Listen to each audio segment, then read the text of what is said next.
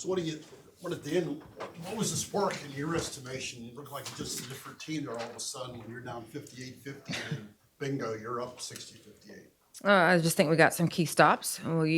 Georgia came out and went on a run, and we were able to come back and get some key stops. We practice stop score all the time in practice, and sometimes that works, sometimes it doesn't go in our favor, and it did tonight. I thought we got key rebounds. We locked in on their shooters, and then we were just relentless in what it is we were doing. I thought that everybody that went out there contributed in that last group that we had on the floor. They played really well. They were able to change things offensively and defensively with their length and the things we were doing.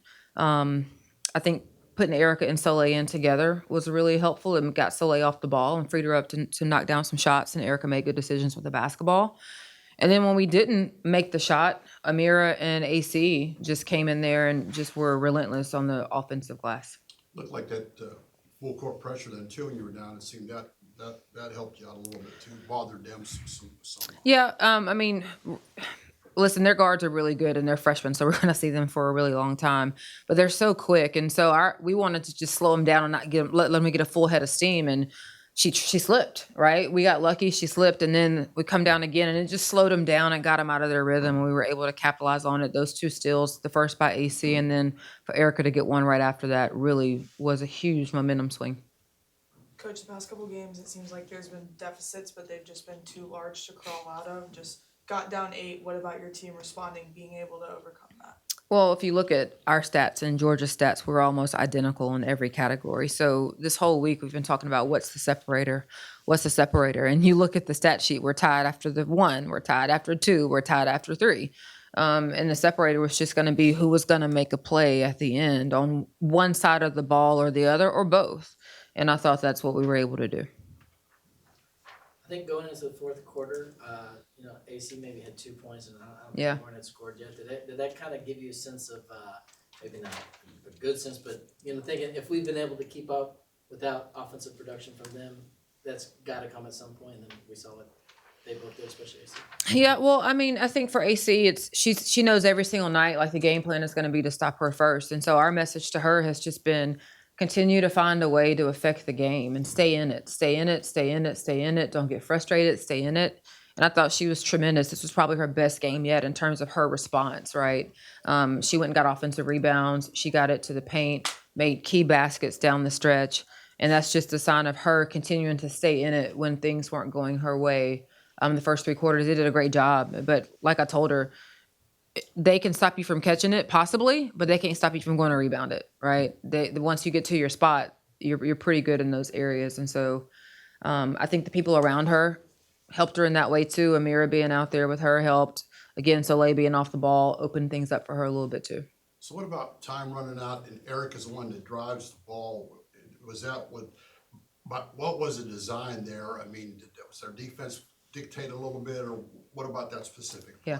Well, I thought it was the right play for her to make. Obviously, they came over and got it blocked and made a good play, but we knew they were going to be trapping. And so at that point, we were saying, like, get into some horns action, but then also, like, if there's a lane because of the trap, take it. And so she made the right read there. They made a good play. I was going to say is you very seldom see a guard just not even bring the ball down. I mean, AC put it right back up, and she said because you were telling her during that week on her about doing that. Yeah. I think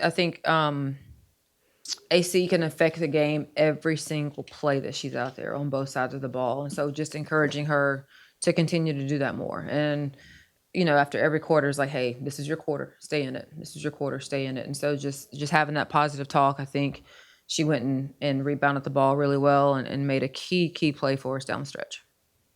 How crucial was it to get this win after a stretch of playing ranked teams, a little stretch coming up playing ranked teams?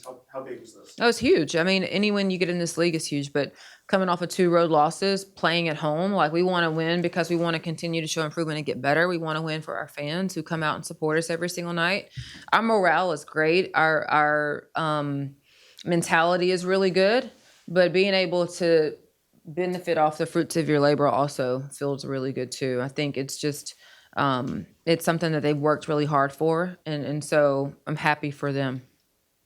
Seemed like the first 3 quarters, their zone gave you some problems, and maybe sometimes you hit some good threes, but sometimes you still What was different possibly about their zone? It just seemed like maybe. They play it really well. You know, Abe has been playing that zone for as long as she's been a head coach, I would say, and they close gaps quickly. You've got to know your spots immediately when you catch the ball. If you're looking to see what the next pass is, you're too late because they just cover ground and they move. It's a matchup.